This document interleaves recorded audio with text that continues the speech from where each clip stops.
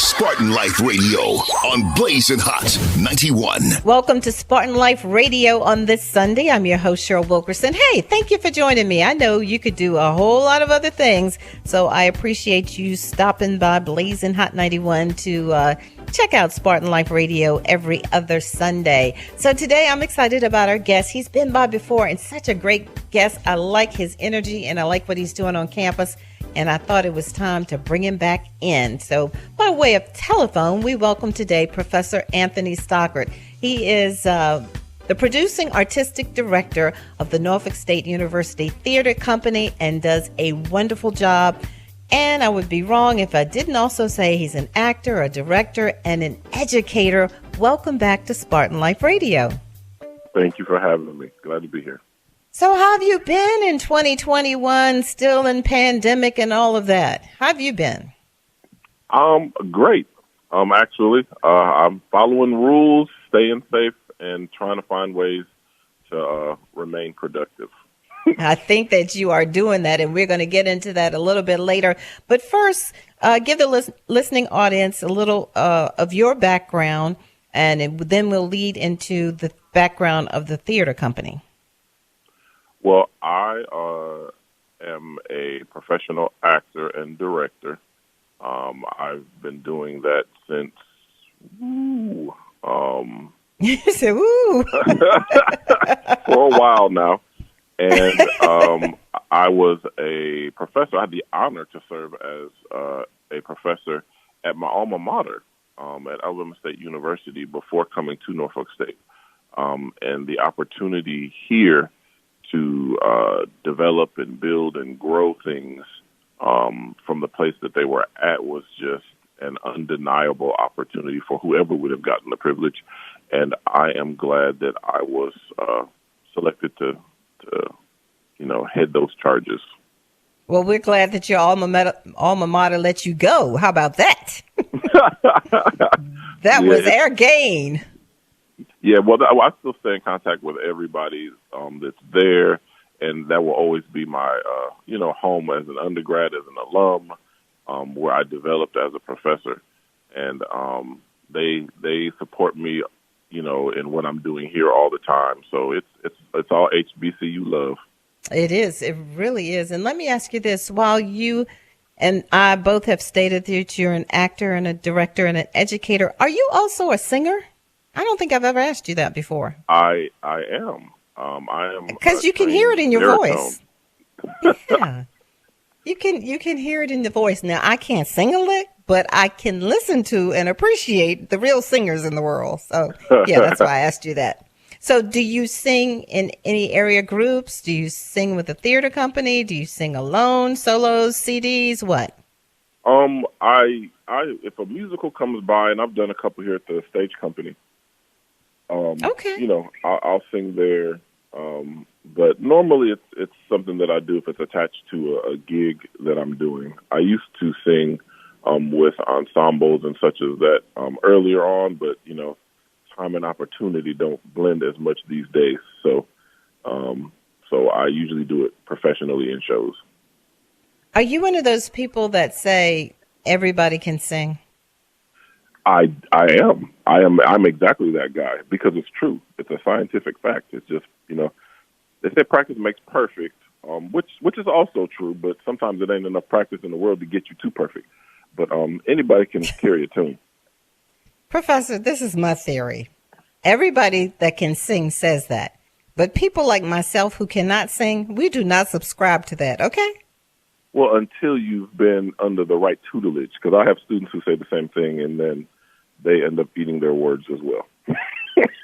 Oh, my gosh. And something else about singing. I was watching the Dallas-Fort Worth Opera Company because they put on a Black History program, and I have a nephew, and he was involved, and he was singing.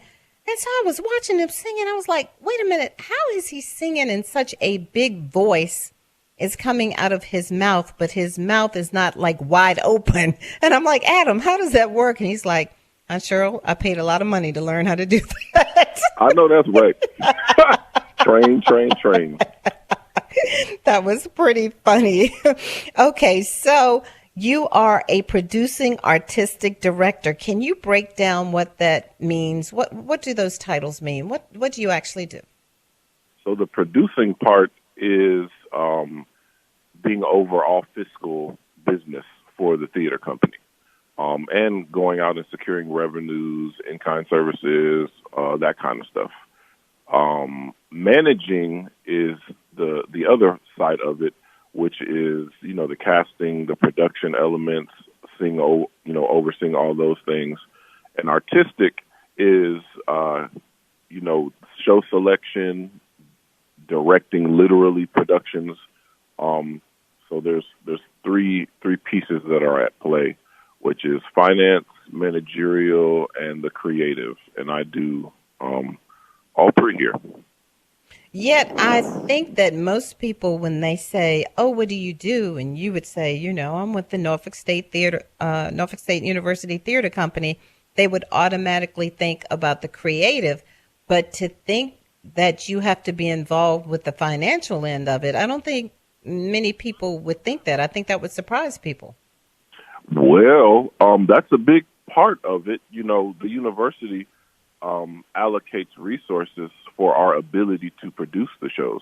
And I am also the marketer, the chief marketer of the program, of the productions that happen, our website, all of the digital imaging, all that stuff, scripts for commercial creation. I do all of that as well. That falls under the managing piece along with the finances.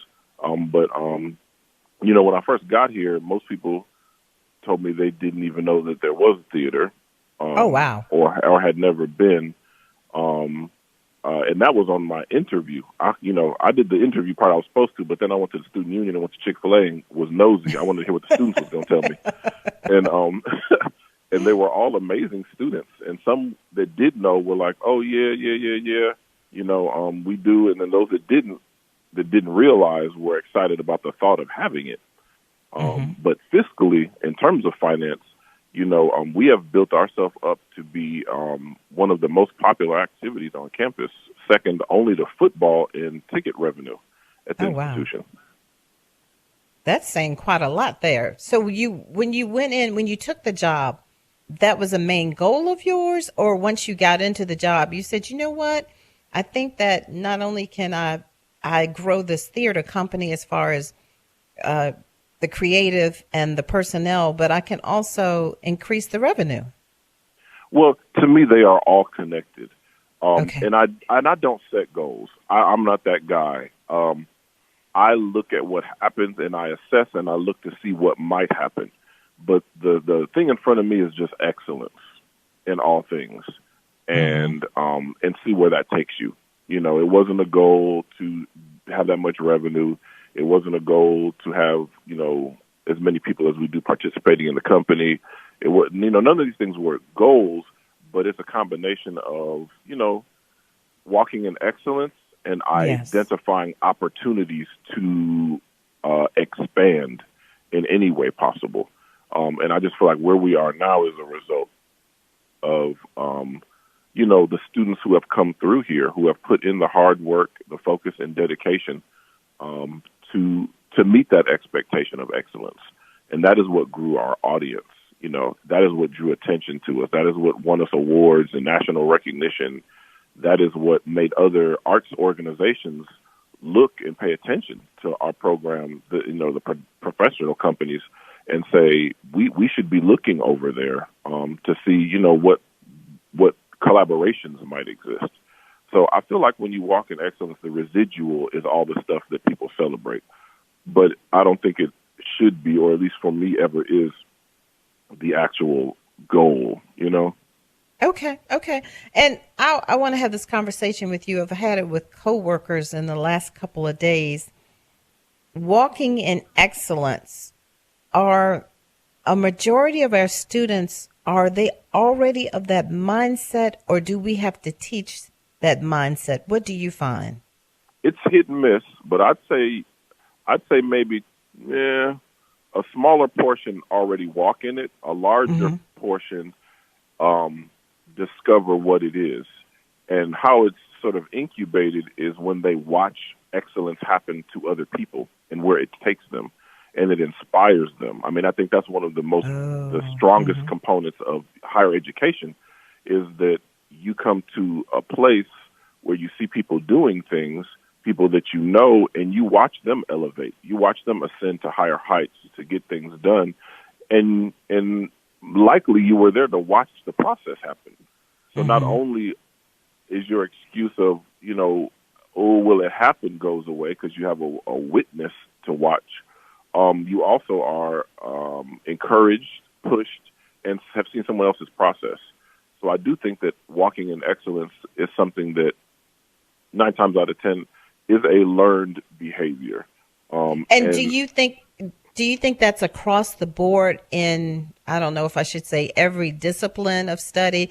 Is that true if you're in automotive? Is that true if you're in a chemistry lab? Is that true if you're in a radio station, a theater company? Do you think it's true across the board? Well, I wouldn't. I would say that those examples you gave have no impact. So I think that they have no influence in area. I think the difference is what they were exposed to prior to coming to school. What did they learn in their, primary years? What was taught to them at their schools, in their homes, in their houses? What access did they have to watching others ascend? Is that something that's normal, so they walk in it? Is it something that they've never seen, so they're scared of it? There's a lot of combination there, but I think it has very little to do with academic interest or career discipline. It has more to do with where they've been and what they've seen prior to, what was sewed into them, where were they pushed beforehand before arriving. I don't think it matters whether you want to, do basket weaving or be a neuroscientist. Excellence comes from discovering success, sustaining success, and having resources to help you, because maintaining excellence it's a huge effort, a huge endeavor, right? And we all need pick-me-ups along the way. We all need encouragement when you're tired of being excellent, quote unquote. I think it has more to do with what they're exposed to, regardless of interest. And we have heard that before. If you are just joining us today on Spartan Life Radio, I'm Cheryl Wilkerson, and you are listening to Professor Anthony Stockard. He is the producing artistic director for the Norfolk State University Theatre Company, and we're thrilled to have him on with us on this Sunday. So just talking about things in general, but of course we're going to get into the meat of the theater. Can you give us the background on the theater there on the campus of Norfolk State University? I sure can. When I first got here, the first thing I did was see whose shoulders I was standing on. So I went back and as far back as I could to see who the theater directors were prior to my arrival. Makes sense. And there were about 3 or 4 full-time legitimate theater directors. When the campus first became Norfolk State, within the first 2 years, theater was on campus, and the theater production, it was actually staged at BTW High School across the street. Oh, wow. It was called The Green Ghost. It was a one-act play that was produced, and the English department at that time and those faculty members started it, and then it transitioned through about, I think it was 2 other major directors, a long time, 3 actually. Stanley Wilson, Robert Wynne Jackson, and Dr. Clarence Murray. Those were my predecessors who have had long-standing times. But there was also 2 English faculty members who had led the charge in the very beginning and are still around and still support. So it's a long little legacy there. But when I arrived, I sort of created a new organization with the NSU Theatre Company. Prior to it, they were called the NSU Players. I remember that. And I felt like, coming from a marketing standpoint exclusively, I just felt like it wasn't as helpful a title in present modern day to let people know what it was we did. So it's kind of outdated is what you're teaching us. Yeah, just a little bit. And Okay. it's still celebrated, and people, that were here as, the players still, recognize their title from their participation. But the NSU Theatre Company was just a more obvious moniker to toss around so that people immediately knew what it was we were doing, that there was no inference needed about, well, what is this or what does this mean? Of course, you go back far enough, everybody was the players. Hampton players, NSU players, like that was the name. And then apparently around in the Hampton Roads region, everybody's theater, unless it was a major house, was called a little theater. Oh, they put the word little in there. To this day, the Little Theater Norfolk, Little Theater Virginia Beach. And so, of course, Norfolk State had the Little Theater, is what they was calling the Brown Hall. So there was sort of like a uniformity of where things were. But, in present modern day, a lot of venues and titles and things had shifted. So, I went around, I put posters up in every building on this whole campus, and there was like 5 different posters with different images. I went out, in full effect to recruit the latest, greatest new members of the company. And, when I got here, I was warned that, it might be 10, 15 people who audition, blah, blah, blah. And I was warned about the audiences, about telling me that, there might be more people on stage than in the audience. I heard all kinds of stuff. Why are people so eager to give news like that? Why does it? That was when my I hit confusion. campus, I was like, a welcome. We're glad to have you. Would have been nice, but and one person who was on the committee, who shall remain nameless, it was like, I warned you about all this stuff, and you still came here. But like I said, I guess that's why God gave me the vision and not you. My thing when I got to campus was, you're not going to get out of broadcast law. You're not going to get out of Dr. Tickton. You're not going to get out of his class. I don't know why people are so eager to give that side. I guess they call it being real. I don't understand, because when I got here, over 100 students auditioned for the very first audition. Wow, we had that's a very full cool. season in year 1 with 4 shows. We had the first sold-out performance in over 20 years occur, and no one could remember a time where an entire run of a show for a week had been sold out. And this all happened in year 1. So, it just goes to show that, like I said, when God gives you the vision, when you have a vision, it's yours, and you can't expect everybody to understand it or see it, or hold the skill set and ability to execute it. So I didn't, let it deter me. I kept on moving, and the students were here for it. They were working okay. hard in rehearsals, excited about the newness of it and all that was coming along with it. And at the time, it was just me, and I had an assistant, and that was it. I was teaching all the theater classes, everything. So a lot of the students had to step into roles that you wouldn't normally be able to or be asked to. But I let them know the only way this is going to work is, you can be an actor, but you have to be more than an actor right now. Correct. The set has to be built. These costumes have to be sorted. These lights have to be focused. I would take all the students out in the community, and we would do what I call a publicity blitz and put posters up everywhere we could go. We would divide and conquer. We had a little Google Doc sheet where every day we committed time to trying to build a mailing list. Like, it was definitely grassroots, ground-up guerrilla theater.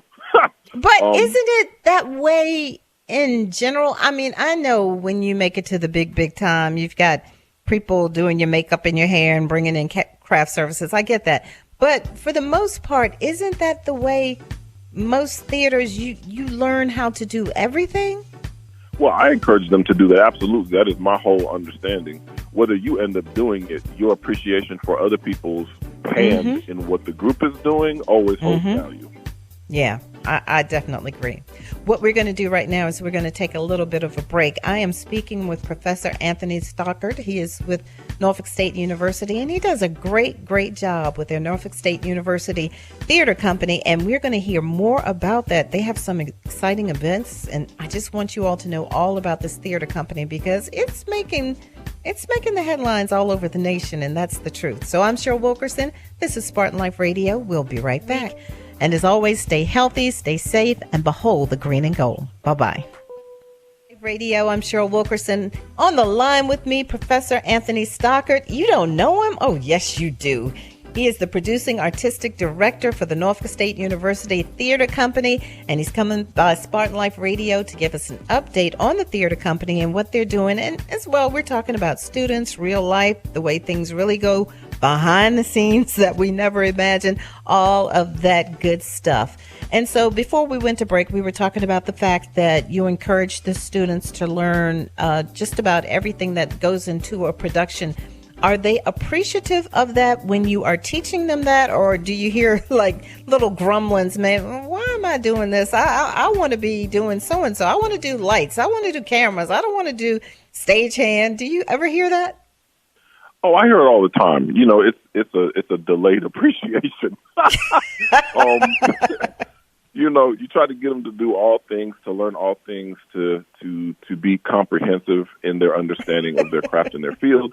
And, you know, it's the singer who, you know, wants to sing on the first day, and you go through a scale and they don't want to do it because they're like, what is this? Where's my solo? You know, the dancer who's like, what am I doing on the dance bar? Where's my solo? That sounds like radio. Well, yeah. They have to learn to crawl before they walk, you know, and walk before they run, et cetera, et cetera. But they learn to appreciate it. And sometimes the light bulb goes off while they're here.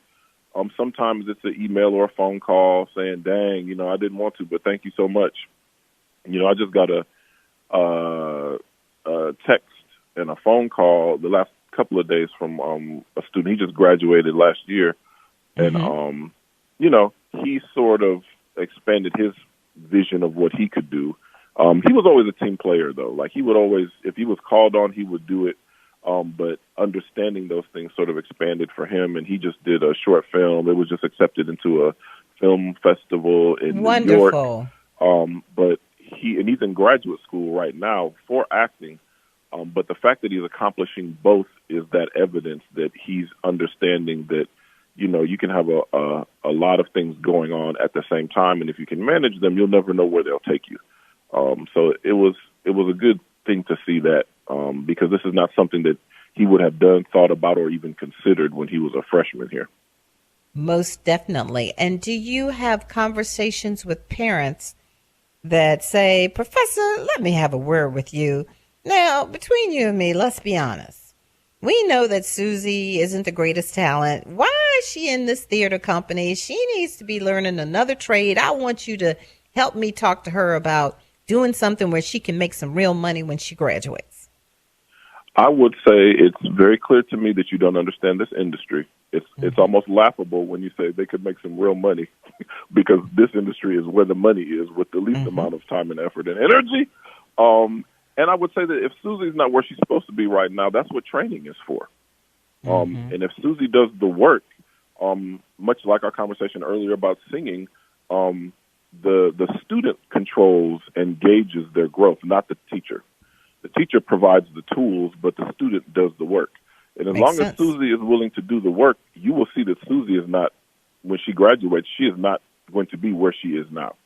And that there is so much opportunity in this field when you are well-rounded. It's one of the few degree programs, to be honest, where it takes you so many places.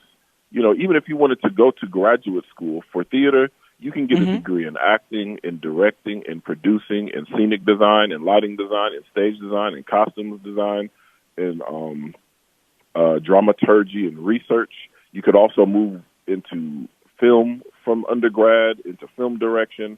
That's how many careers exist in this field. And there's still the traditional ones because it is a business. There's still the managing director, which is more of a business position. There's so many different things and ways and places and spaces. And in today's market, when I wrote the proposal for our new drama and theater degree program, one thing that Chev required us to do was look at employment outlook.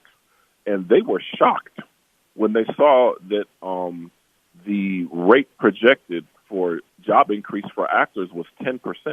That's twice as high as the best numbers in the field, and it's because of the digitization of access to film and television with all these independent, you know, Amazon, Hulu, Netflix. They didn't exist this way, not even 10 years ago, the way they do now. So that is CBS, so true. ABC, NBC, they still exist, but the market has tripled in terms of broadcast opportunities. And technology is available to where people who would have liked to have created projects of quality wouldn't have access to them. But that has also changed. So, you're right about that, because when a movie comes out now, and it can be any movies, it can be Black Judas that just came out. If my friends and I are talking about we want to see the movie, one of the first questions we ask is, what platform is it on? Because we don't know. Because, like you said, there's so many different TV anymore. Yeah, it's not HBO and Cinemax. Yes. It's crazy. So, again, responding to that parent, I would respectfully expand their understanding to understand that they know nothing about the true opportunity in this field and how many. And it expands across television and film and stage. The skill set is 100% immediately transferable. So, it's, and our graduates don't seem to be having problems going out and getting careers and going to America's best training programs for graduate school for continued study. The students who have participated in the theater company, they're on Hulu, one is signed on she's recording right now for a new television series that's coming on BT in the fall and BT Plus, been on national commercials, worked at Tony Award-winning theaters. Like, it's hard to believe until you see it. It's kind of like when Barack Obama got in office, he kind of wept because it was something that we had never saw and didn't realize we could take space in that area. And when students come here, they have students who have gone before them, many, most all, that are rocking and rolling.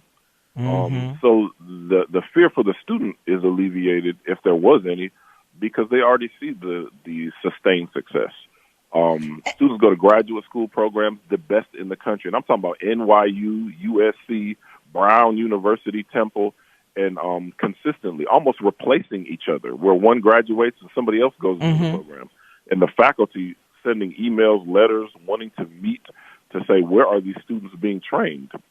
And this happens every year, every single year. They cannot believe so many students that are so exceptional come from one place. And that's the God's honest truth. I got emails, phone calls, so if people want receipts, they can send me an email. But it's definitely a situation where, again, excellence. They come out and people are just astonished that you could have graduated from undergraduate school with this amount of skill and training and professionalism and vision for yourself. So, and let's not limit our kids with our fears. That's what I say.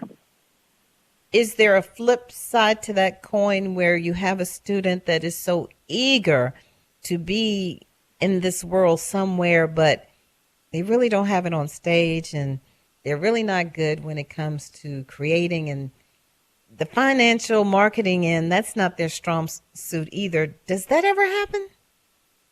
Well, I can't say that a student that has been trained and graduated from this program, I can't say that I could put anybody in that pot. I will say that once people come in, some people's students come in and they're like, I'm about to be a star, yay. And they see how much work it takes. Yes. Some of them weed themselves out. They change their major, go someplace else. And I don't even try to convince them not to. Because if the work is enough to make you double think, if a no is enough to make you double think, then this might not be the career for you. It is very much entrepreneurial in spirit, independent, and the only thing that's going to take you higher is your own gumption and volition and determination to continue to work, to assess, and hang in there. And when they show signs that they don't have that, I've never told a student not to major, but when they come to me with it and they have those hesitancies, I say absolutely yes. And if you change your mind, we'll be right here. I remember talking to a doctor one time, and I asked the doctors, I asked quite a few of them. I said, what happens when a student comes to you and says they want to be a doctor and, they're not quite cutting it or whatever. And they explained to me how some of the courses they have to take or whatever are designed to weed out those that really do not want to do that, but they haven't figured that out as yet, And so, like you said, it will work its way out. They will work crazy, themselves out. But I have yet. I've been here this is year 7. I have yet to see people graduate under my tutelage since I've been here who are not competitive when they graduate. And those that would have fallen into what you described would have changed their major long before that. Right. So far, so good. not a worry so far. That's wonderful. Tell us how you have made changes or accommodated the theater and the community and the students during this pandemic. What have you done? Well, the first thing that we did was stop everything in its tracks for safety. And then we waited months to see what here in Virginia, what phase we were in and what permissions were given. I don't remember the exact phase numbers here. It's a little blurry, but I know we were in phase 1 and phase 2, and I think we went into phase 3, which gave a pretty high number. I think it was 250 or somewhere around there of and earlier this week they were changed again. Yeah. Okay. Yes. In the and this was this past summer. And we had already announced the show that was canceled that was in partnership with the Virginia Arts Festival. And Rob, he's the artistic director there, the executive director. He and I had talked about, well, let's hold on to this one because it was bringing alumni from Norfolk State back who have gone on and, either gone to graduate school, graduated, worked professionally, in combination with some other people, and we thought it was a really good project. So we held on to it, and when the governor put us in phase 3, which I believe was 250 or 500, something like that, we dialed back, and we presented our show under phase 2, which was a smaller audience and more restrictive. And we said, if they dial it back and we go back to phase 2, at least we have a buffer. Because if we leave phase 3 and we plan for phase 3, not so much. So that production became the first in-person theater production in the state of Virginia, and according to the licensing company, the first in the country. We beat out another production by a week and a second one by 2 weeks. So post-pandemic live performance, Norfolk State University led the way, figured it out, got it done. Since then, we did The Wiz on campus, outdoors, an outdoor production of The Wiz. Went off without a hitch, no cases, no safety, no issues, nothing like that. It was a wonderful production, and we're now getting ready for George C. Wolfe's The Color Museum. George C. Wolfe is a Broadway director and writer. He directed the film Ma Rainey with Viola Davis. This is one of his pieces, and we're going to be doing that outdoors as well. The last couple of years, there were 2 students who had passed, Luis Zambrana and Jadon Jenkins, and they have memorial scholarships established. And they both starred. One starred in Once on This Island, and the other starred in Top Dog Underdog. And we talked to the licensing companies and got permission to stream those performances online. And 100% of all of the net profit is going to be split evenly and go into their scholarship funds. And that happens March 15th through the 20th. Yep, March 15th through the 20th is the scholarship support. And April, I should know these dates, but I don't. The week of the 10th of April is the outdoor production of the Color Museum. And knowing you and that theater company the way I do, it will be sold out. Yes, the Soldier's Play was the show we did this summer, and it was sold out. And The Wiz was for students, and it was, because we didn't want people coming on and off campus at the time, so it was students only, but it filled, we had to add shows, and we anticipate having that at this point. But any information about that can be found at NSUtheater.com, about the streaming performances, to learn more about Jadon and Luis, and how to get access to those streaming performances. That's got to make you feel good that you do a performance for students and they actually show up, and show up in record numbers. Because I hear a lot of times, I hear from grown-ups asking young people today, why don't you go to the football games and why don't you go to the basketball games like they did in years past? Because students really aren't doing it the way they used to. I mean, this was before the pandemic. But to see these students coming out and supporting that theater company that way, that has to make you feel really, really good. No, it does. I mean, it really is amazing. Like, it's almost a battle.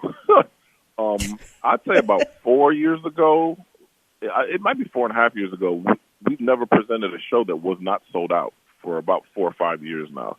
And the problem became that the community was buying all of the tickets. Yes. Yes. So then there were no tickets for students. So then we started adding performances. And in some performances, we were doing weeks of performances.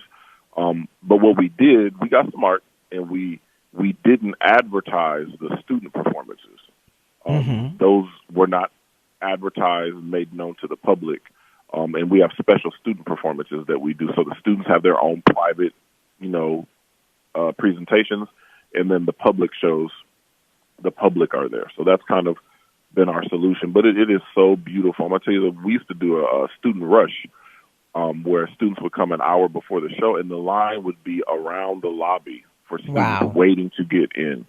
And then we'd see how many students were in line, and then we'd add another student show and get their information and add another one if they all sold out.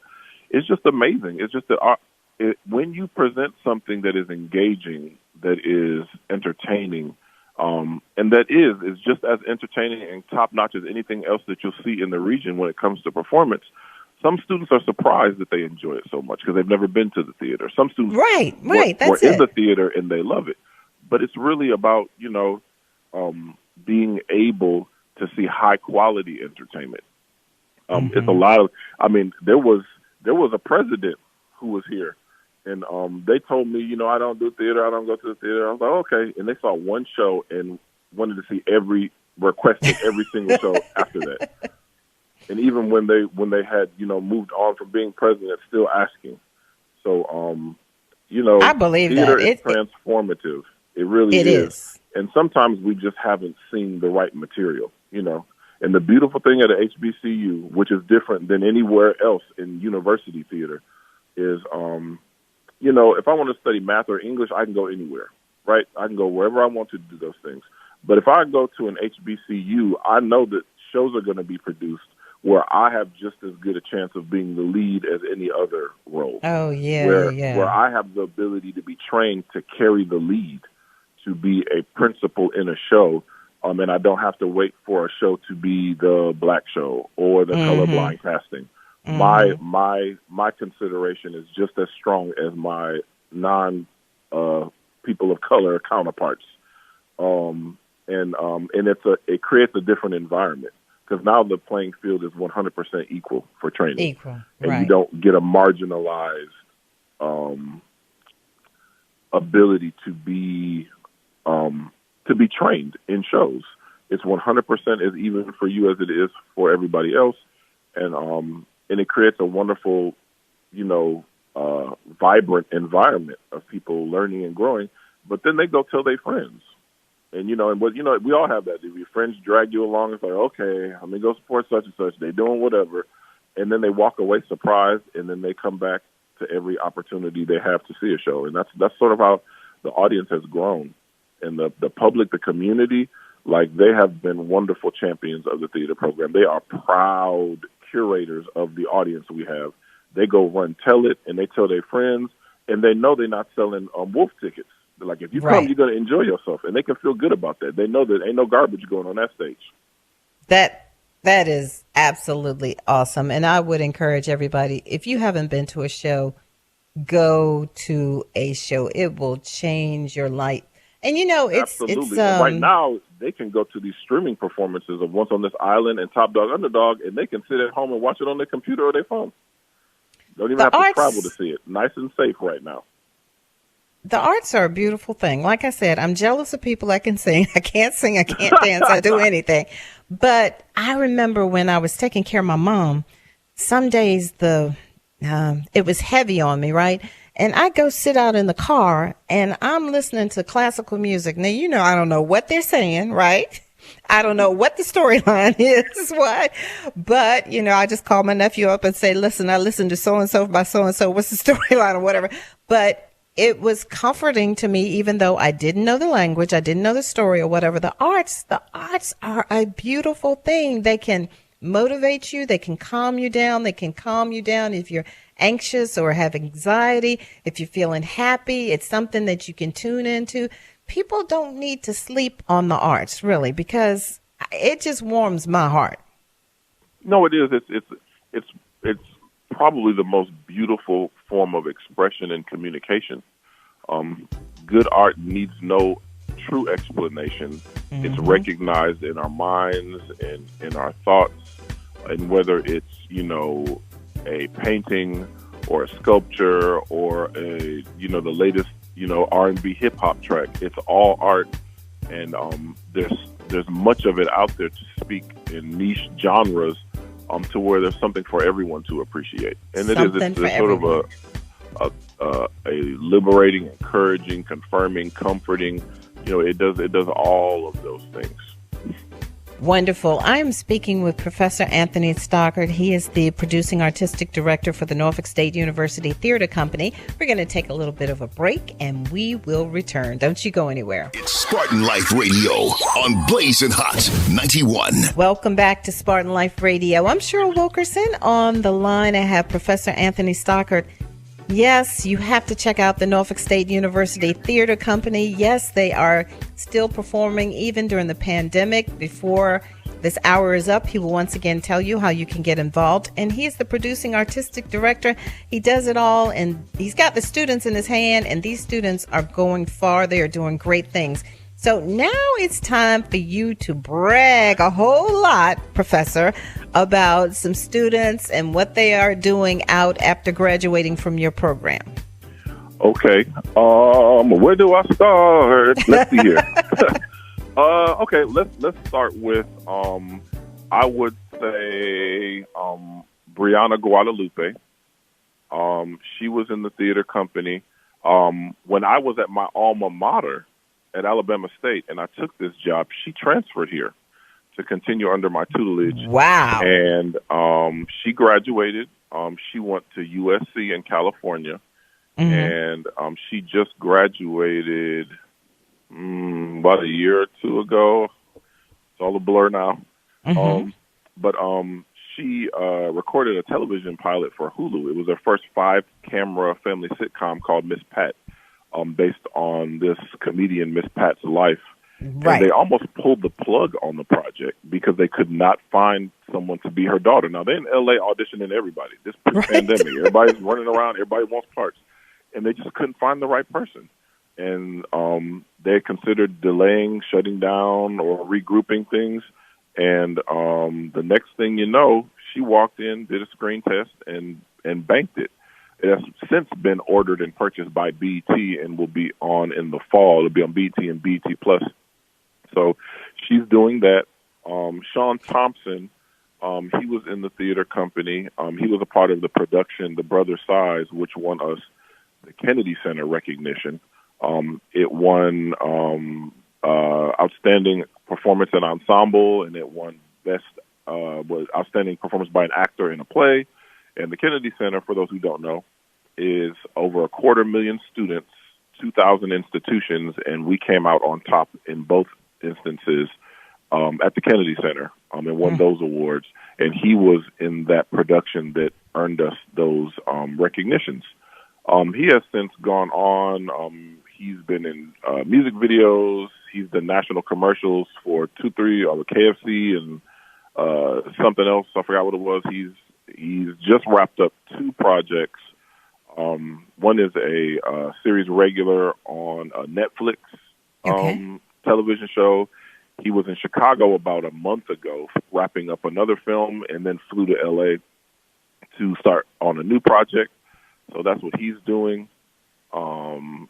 Let's see here. If I go into the realm of academics and school, Brianna Guadalupe went to USC. Levante Herbert, he is there now in graduate school. And USC is, the coveted top prize. It's in Los Angeles. It is an amazing institution. And even celebrities pay to fraudulently get their children in there, apparently. But ours earned it fair and square off of their talent and ability. And the sad so, part about it is those parents paying took opportunities from other people, like you said, that could have earned their way yes, fair and square. Hmm. yes.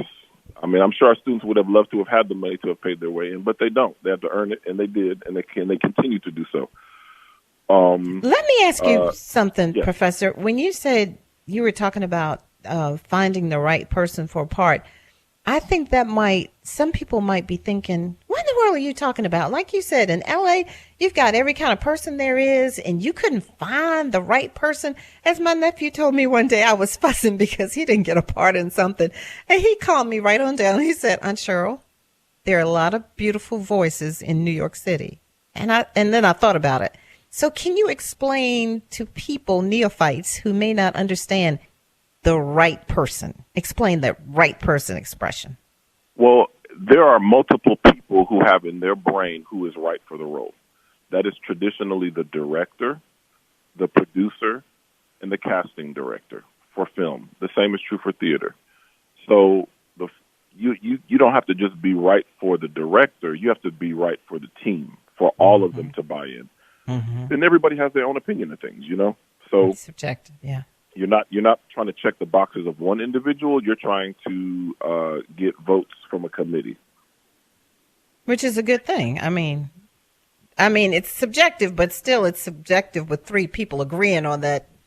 That's good. It's absolutely. Well, yeah. People walk in and you're looking for people to have a certain quality, and when you're doing something which it's based off of Miss Pat's life, she's the star in the show, but this is her real family, so it's super specific to her. Mm-hmm. And Brianna just happened to, have that little spark. She met with Debbie Allen, who was directing the episodes, and some other folks at the studio, and they just love her, and she's having a ball and a wonderful time recording as we speak the episodes. And you're like the proud papa, right? Absolutely. And you should be. She she didn't have to transfer to follow me here. She was, right. She could have stayed where she was, but, she's an adventurous, and she knew that she'd be in good hands. And I know her mother. I know most of my students' parents.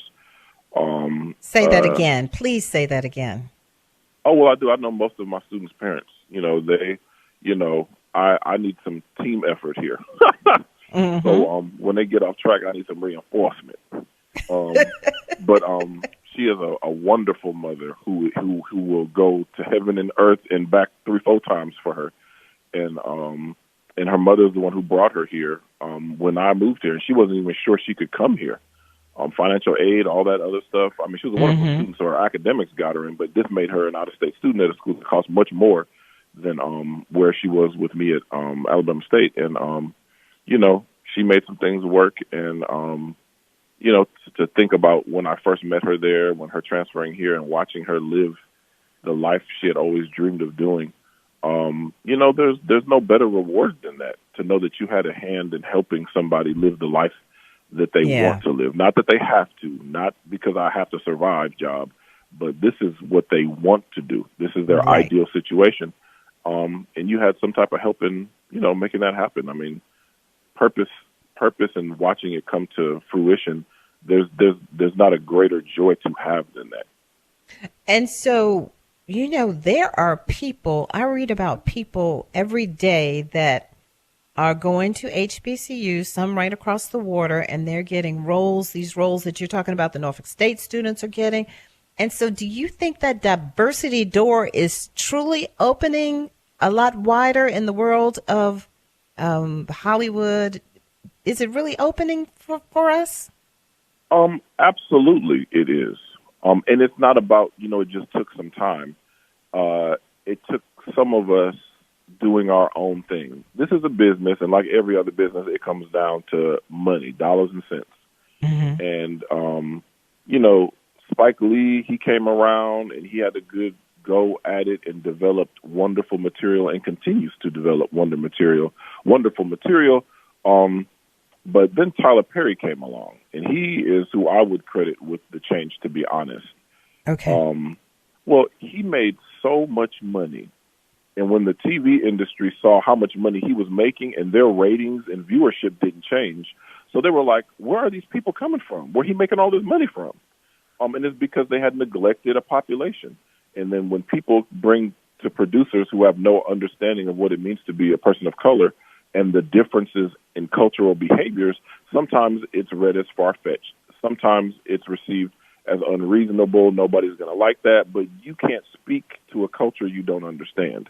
Mm-hmm. And he did, and he found his own way there. Artistically, it's been a long journey for him, in terms of what most people, if you were going to do a critique on the quality of work.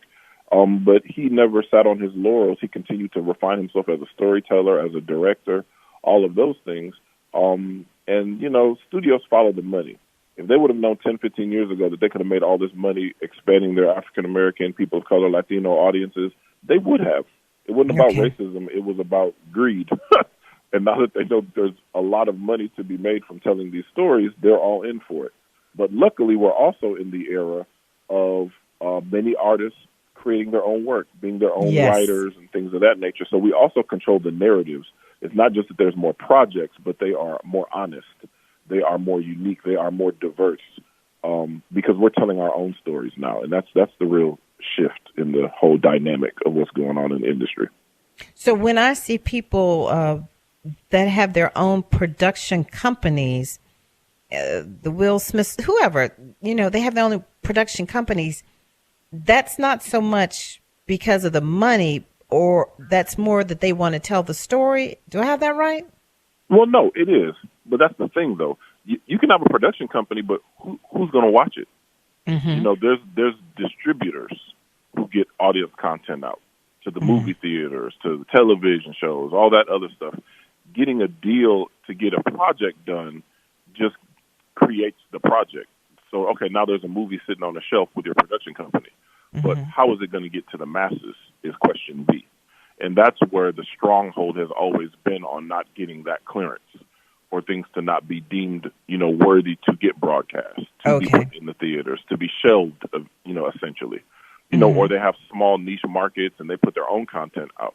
So when we're telling our stories, it's absolutely because we want to tell our stories. But we've never had enough leverage or access to have distribution deals to get our work out there like that. And when we see projects, we see right now, I think it's 3 different projects on Mahalia Jackson. So in my mind, I'm like, okay, how does this win? Are we going to see all 3 of them, or is it going to be whittled down to one? See all 3, just like there's 3 projects on Aretha. Right, Jennifer you're right. Hudson, there's a Cynthia Erivo, and then there's somebody else. But one is for the big screen, one is for the small screen. So people are still trying to get in where they fit in. It's almost like award season. You have the SAG Awards, the Golden Globes, but everybody knows that all anybody care about is the Academy Awards. But there's these little sort of stair steps before you get to the grand version of the award season. And shows do the same thing. They'll come out on TV first, and then it'll be a film. If it comes out in film first, you always see that they take a step back and wait a while, and then they come to the small screen. So there's an ebb and flow about where audience demand is. And the beautiful thing is because you're seeing these things, duplicitous, it also tells you that the studios understand that the market is so big that you can tell the same exact story about black folk at the exact same time and still be banking on an audience being there. But they never would have took those risks, 10, 20 years ago. And in some cases, not even 5 years ago. And what do you think about former presidents having production companies? What do you think about LeBron James having production companies and having shows out? What do you think about the Russell Westbrooks producing, the massacre of 1921 in Tulsa? What do you think about that? Are those people staying in their lane? Do theater people think you need to stay in your lane, or do you welcome these projects from people that don't necessarily have that background? Because I know in radio, it was a time where you think about people that went to Norfolk State University or went wherever, and they were trained in radio, but all of a sudden the radio world didn't want them. They wanted the big names. They wanted the Yolanda Adams or the Steve Harveys. And you're looking around like, well, why did I pay all this money for this education? So in the world of theater, do you look at those persons as something good and positive, or do you say, okay, well, let's just wait and see how this is going to turn out? It's 100% positive. Okay. President Obama is a producer. That just means he's bringing the money to the table for the projects to happen. Westbrook, he's bringing money to the table for the projects to happen. They are not taking the title of director or director of photography. They are not in the film themselves. But they're taking the title of executive producer. But a producer, that exclusively is about money, right, and resources. And they do have influence on some of what goes on. But the people you just named are also smart enough to know that I want to support this story being told. And I might have an opinion about how things are going, as they're watching. I don't know if they'd even get into the involvement of watching the, daily submissions or, seeing the first cut and the edit and all that other stuff. But, a producer by trade is a resource person, and they are providing the resources. I don't think they're infringing on the quality control or the available positions for people on production or in performance. So I applaud them for taking their resources and putting their money where their mouth is and expanding everyone's understanding of who we are, where we come from, and making sure that it's out there. Art and history is not just, we were talking before about its therapeutic quality, but, back in, Greece, Rome, the first thing you did to destroy a civilization and erase them was to destroy their cultural offerings, the statues, the art, the stories, the novels. It's to erase them. And that's because the counterpoint is that the more cultural offerings, historical documentations, videos, movies, the more informed we are as a human race about our entire existence. And I can't do anything but applaud that. Wonderful. If there is a student or a parent listening and they're like, I've got to have my child in his theater company, I've got to be in his theater company, what must they do? What must that high school student do to become involved with the Norfolk State University Theater and to become involved with Professor Anthony Stockard? Well, if they are serious about careers in entertainment, they should consider becoming a drama and theater major. And that is something that is just applying online. We do not audition students to be in the program. The young man who I told you won Best Actor in the country at the Kennedy Center had never even been in theater, didn't even know what it was, really, to be honest. But that's what training does. But they could go to nsu.edu/drama, and that's the program's website right there. And like I said, you get, if you're accepted to Norfolk State, you can major in drama and theater. If you think you have the chops to where you'd be competitive and deserving of a scholarship to train, they can also go to that same website, and there's instructions on how to contact me to schedule an audition for scholarship dollars and for scholarship money and support. And again, I pay more attention to drive and determination and vision and what can be, not necessarily somebody who walks in the door and blows me away with their talent. Because we are a training institution. And if you have to come amazing, then what are we doing for you? And if you already have good chops, it's the sky's the limit with training. And we have professional educational partnerships with the Virginia Stage Company and other professional theaters. So students who really, do the work and excel in their art, they work professionally while still in undergrad.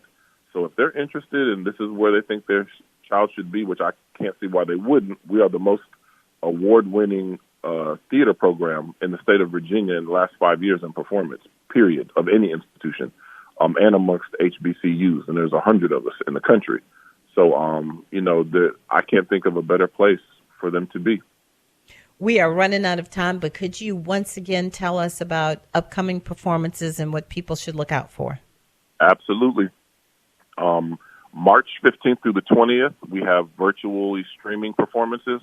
Once on This Island is scheduled streaming, meaning you buy a ticket just like you would in the live theater. You sit at home, and at 7 o'clock it starts, and it runs uninterrupted so that you can watch it that way.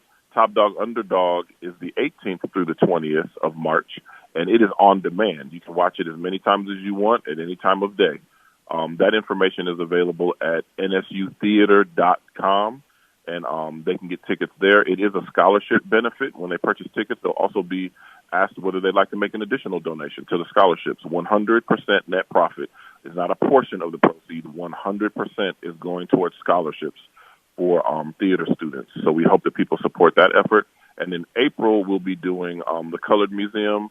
Information will also be available on the website, nsutheater.com. And as we were just discussing, students who are serious about careers in drama and theater should go to nsu.edu/drama. And whichever one you just picked up, they both link to each other. The nsu.edu/drama has a link about shows and tickets that'll take you to the theater website. In the top right corner of the nsutheater.com website has a link for 2021-2022 scholarship auditions. Professor Anthony Stockard, thank you for taking such good care of our students. I appreciate you so much for that, and I appreciate everything you are doing with them creatively as well.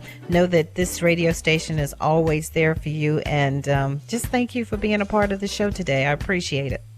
Thank you, and thank you for having me. Not a problem. Thank you all for listening. This has been Spartan Life Radio. I'm your host, Cheryl Wilkerson. Remember, we're on every other week. So next week we're off, but we will be on the following week. And as always, stay healthy, stay safe, and behold the green and gold. Bye-bye.